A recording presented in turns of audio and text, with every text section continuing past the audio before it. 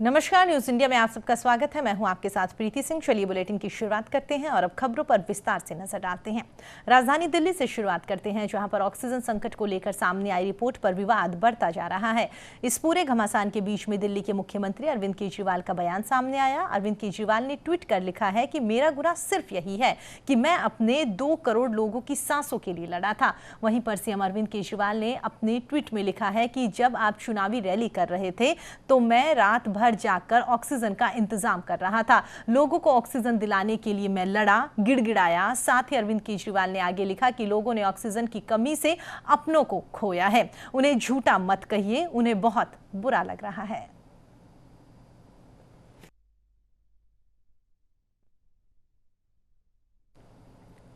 दिल्ली में जरूरत से ज्यादा ऑक्सीजन मांगने को लेकर सियासत तेज हो गई है। केजरीवाल सरकार पर आरोप है कि उन्होंने दिल्ली की जरूरत में करीब 4 गुना ज्यादा ऑक्सीजन की मांग करी थी, जिस पर बीजेपी सांसद गौतम गंभीर की ओर से कहा गया है कि अरविंद केजरीवाल को इस बात को लेकर माफी मांगनी चाहिए। देखिए, आज का दिन तो आपको मुख्यमंत्री जी से सवाल पूछने चाहिए, बीजेपी के सांसद, बीजेपी के विधायक या फिर बीजेपी या सेंटर से नहीं। आज बाहर आके उनको प्रेस कॉन्फ्रेंस करनी चाहिए जिसमें वो माहिर हैं प्रेस कॉन्फ्रेंस और विज्ञापन में, और बताना चाहिए कि सिर्फ दिल्ली में नहीं, देश में इस पैनिक को क्यों क्रिएट किया गया। और उस वक्त पे ये पैनिक क्रिएट किया गया जब सबको एकजुट होकर इस महामारी के खिलाफ लड़ाई लड़नी थी। जब 279 मेट्रिक टन की जरूरत थी तो आपने ये क्यों बोला गया कि आपको 1100 मेट्रिक टन की जरूरत है, और क्यों आपने प्राइवेट हॉस्पिटल्स को ये बोला कि आप जो आपकी डिमांड है उसको इन्फ्लेट करके सेंटर को बताइए। तो इतनी घिनौनी राजनीति का जवाब देना पड़ेगा दिल्ली के मुख्यमंत्री जी को, हर चीज में झूठ बोल के निकल। दिल्ली सरकार के जरूरत से 4 गुना ज्यादा ऑक्सीजन मांगने की ऑक्सीजन ऑडिट पैनल की रिपोर्ट पर बीजेपी नेता मनोज तिवारी ने निशाना साधा है। उन्होंने कहा कि सुप्रीम कोर्ट पैनल को भाजपा बताना दूसरी गलती है, जिसके लिए इन लोगों को माफ नहीं किया जाना चाहिए। ये अमानवीय कृत्य है और इसके लिए मुख्यमंत्री अरविंद केजरीवाल को कानूनन जरूर सजा मिलेगी। देखिए, अब तो इनको एससी पैनल भाजपा है क्या? सुप्रीम कोर्ट का बनाया हुआ ऑक्सीजन ऑडिट का पैनल वो भारतीय जनता पार्टी है। मतलब आप सुप्रीम कोर्ट को भारतीय जनता पार्टी बोल रहे हैं। ये तो सीधा सीधा जो इसके कारण पैनिक से और जो असुविधाओं से जो पूरे और देश और राज्य के किसी हिस्से को ऑक्सीजन दी जा सकती थी, उसको यहाँ लाना पड़ा जिसकी जरूरत नहीं थी। तो ऐसे में ये अब चूंकि इन मौतों के सीधे जिम्मेदार इस रिपोर्ट के बाद कहे ही जाएंगे, मैं समझता हूं इसके बाद भी एससी पैनल को भाजपा बताना ये ऊपर से एक दूसरी गलती है, जिसके लिए इन लोगों को माफ नहीं किया जाना चाहिए।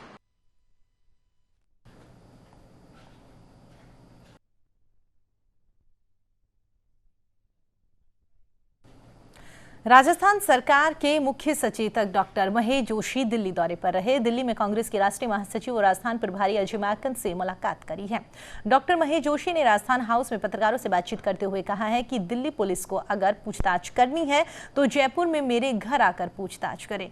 डॉक्टर जोशी ने कहा है कि कांग्रेस के लोग डरते नहीं है, क्योंकि वो सच की लड़ाई लड़ते हैं। सामान्य शिष्टाचार भेंट है, मेरे प्रभारी हैं, हमारी मित्रता है, साथ साथ एमपी रहे हैं। दिल्ली में मैंने संगठन चुनाव में काम किया, तो हम लोग मिलते रहते हैं, आपस की बात करते रहते हैं। तो एक सामान्य शिष्टाचार मुलाकात है।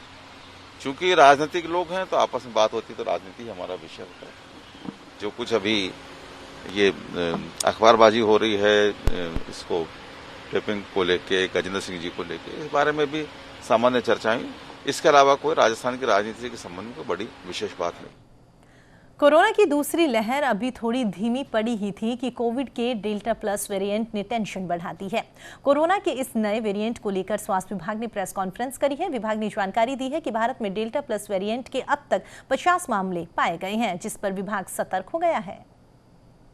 फायदा ये होता है कि हम दूसरे अन्य प्रदेशों में, अन्य राज्यों में जहां हमें इस प्रकार का नया वेरिएंट मिलता है, उसको हम सजग कर सकते हैं और उसको एक एडवांस प्रिपेयर्डनेस के लिए तैयार कर सकते हैं। तो ये हमको एक बेटर तरीके से समझने में करता है। लेकिन फिर मैं यही बात कहना चाहूंगा, बचाव इससे मुख्य बचाव हमारा कोविड अप्रोप्रिएट बिहेवियर है। जिस कोई भी वेरिएंट हो, कोई भी हमारी किसी किस्म का भी ट्रांसमिशन हो, हमको ये कोविड अप्रोप्रिएट बिहेवियर हमेशा मदद करेगा। अब मैं आपको ये जो मैडम ने अभी बताया कि स्पाइक एरिया में जो हमारे म्यूटेशंस हैं, जो कि वेरिएंट ऑफ कंसर्न कहे गए हैं आज की तारीख में, अल्फा, बीटा, गामा और डेल्टा। इसमें आप बस मैं दो चीजें बताऊंगा। एक तो N501Y जो वेरिएंट, जो आपको म्यूटेशन है, जो आपको पहले 3 वेरिएंट में मिलेगा, और ये तीनों वेरिएंट हमने हमारे जो है पहले ही आइडेंटिफाई हो चुके थे, और जिसके कारण के हमने देखा था कि कई जैसे साउथ इंग्लैंड में काफी एक्सपोनेंशियल सर्ज मिला। ट्विटर ने आईटी मंत्री रविशंकर प्रसाद का हैंडल आज सुबह 1 घंटे के लिए ब्लॉक कर दिया। इसकी वजह बताई गई कि उन्होंने अमेरिका के डिजिटल मिलेनियम कॉपीराइट एक्ट का उल्लंघन किया। हालांकि बाद में ट्विटर ने चेतावनी देते हुए रविशंकर प्रसाद का हैंडल फिर से यहां पर खोल दिया। रविशंकर प्रसाद ने इस पर रिएक्शन देते हुए कहा, दोस्तों आज बहुत ही अजीब घटना हुई। ट्विटर ने मेरे अकाउंट को 1 घंटे के लिए ब्लॉक कर दिया। आईटी मंत्री पर सोशल मीडिया कंपनी की ये कार्यवाही ऐसे वक्त में सामने आई है जब केंद्र सरकार और ट्विटर के बीच में नए आईटी नियमों को लेकर विवाद चल रहा है। इस मामले में पिछले हफ्ते आईटी मिनिस्ट्री से जुड़ी संसदीय समिति के सामने ट्विटर की प्रतिनिधियों की पेशी हुई थी।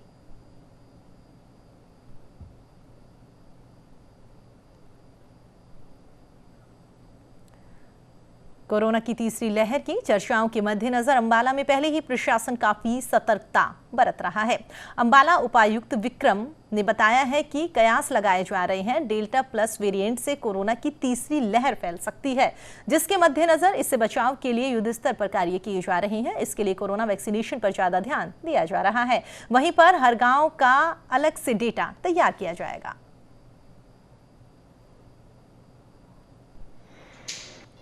जैसा कि आप सभी को पता है कि डेल्टा प्लस वेरिएंट जो इंडिया में भी या बाकी जगह आ रहा है, तो उसके कयास लगा जा रहे हैं कि थर्ड वेव शायद इससे हो सकती है।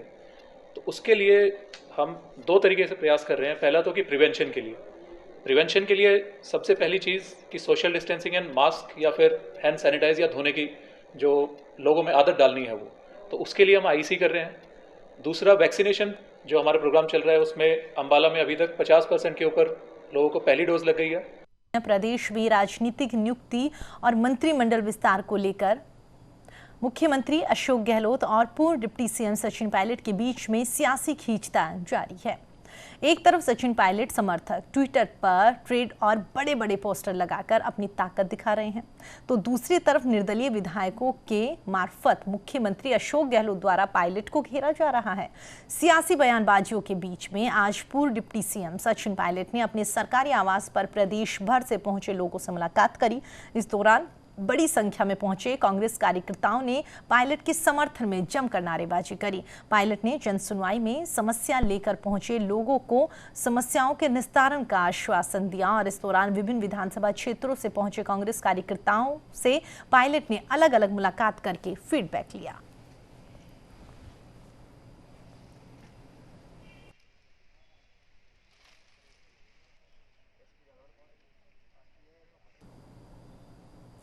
रामगंज मंडी विधायक मदन दिलावर ने एक बार फिर कांग्रेस पर जमकर हमला बोला है। सर्किट हाउस में पत्रकारों से बातचीत करने के दौरान विधायक दिलावर ने कहा कि आज के दिन को काला दिवस के रूप में मनाया जाता है। देश में आज ही के दिन 1975 को आपातकाल लगाया गया था, जो कि देशवासियों के लिए काला दिन था। सन 1971 में देश में लोकसभा चुनाव हुए थे, जिसके बाद में पूर्व प्रधानमंत्री इंदिरा गांधी ने सुप्रीम कोर्ट द्वारा दिए गए फैसले पर नाराजगी जाहिर करते हुए आज ही के दिन देश में आपातकाल घोषित कर दिया। इसके अलावा दिलावर ने कहा कि इस देश में कांग्रेस से बड़ा हत्यारा कोई नहीं है। 1975 को इस देश में आपातकाल लगा था, जो हम सब के लिए, देशवासियों के लिए काला दिन था। आज का दिन काला दिन है। सन 1971 में लोकसभा के चुनाव हुए थे। उस समय तत्कालीन प्रधानमंत्री श्रीमती इंदिरा गांधी जी के सामने राजनारायण जी चुनाव लड़े थे। श्रीमती इंदिरा गांधी जी को यह मंजूर नहीं हुआ। नागौर के डिडवाना में फिर अवैध गोवंश तस्करी का मामला सामने आया है। गोपुत्र सेना की सूचना पर डीडवाना पुलिस ने कार्रवाई करते हुए अवैध गोवंश से भरा एक ट्रक जब्त कर लिया। साथ ही ट्रक चालक और उसके सहयोगी को भी हिरासत में ले लिया गया। इस ट्रक में 10 गायें और 4 बछड़े भरे हुए थे, जिन्हें मुक्त करवाकर स्थानीय गौशाला भेजा गया। पुलिस के अनुसार इन गोवंश को ट्रकों में भरकर हरियाणा से महाराष्ट्र के मालेगांव ले जाया जा रहा था।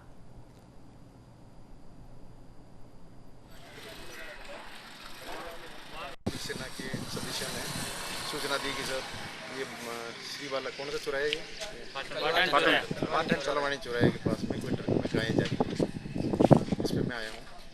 मैं अभी इनके कागज़ है जो चेक करा हूँ, इनके कागज़ पूरे नहीं है। जैसे जांच होगी, अगर गलत पाए जाएंगे तो मैं उनके खिलाफ में कार्रवाई करूँगी। 1975 में तत्कालीन प्रधानमंत्री इंदिरा गांधी की ओर से देश में लगाए गए आपातकाल का विरोध करते हुए चित्तौड़गढ़ में बीजेपी कार्यकर्ताओं ने प्रदर्शन किया और आपातकाल का विरोध किया। इस मौके पर बीजेपी प्रदेश उपाध्यक्ष और चित्तौड़गढ़ सांसद सीपी जोशी ने उस वक्त के आपातकाल की तुलना राजस्थान की कांग्रेस सरकार से कर दी और कहा कि राजस्थान में भी आपातकाल जैसे ही हालात दिखाई दे रहे हैं। 25 जून 1975 की वो काली रात आज भी पूरा देश उनके यादों को, अनुभवों को सुनकर संग रह जाता है कि भ्रष्टाचार के खिलाफ गुजरात के इंजीनियरिंग कॉलेज में एक चिंगारी उठी। वो गुजरात होते हुए बिहार पहुंची और बिहार के पटना गांधी मैदान में जिस प्रकार से जेपी आंदोलन की गूंज पूरे देश भर में परिवर्तन का कारण बनी।